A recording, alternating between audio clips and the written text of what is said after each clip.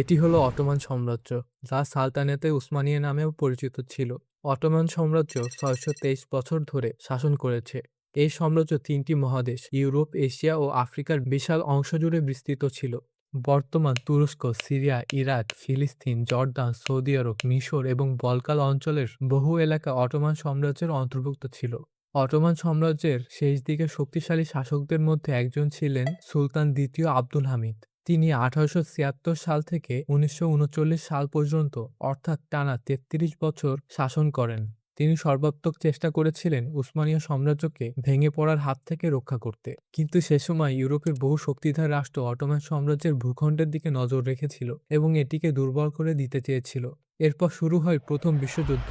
Ottoman সাম্রাজ্য জার্মানির পক্ষে যুদ্ধে অংশগ্রহণ করে, কিন্তু দুর্ভাগ্যবশত তারা পরাজিত হয়। এরপর সাম্রাজ্যটি ধীরে ধীরে ভেঙে পড়ে এবং এর বিভিন্ন অঞ্চল নতুন নতুন রাষ্ট্রের মধ্যে ভাগ করে দেওয়া হয়।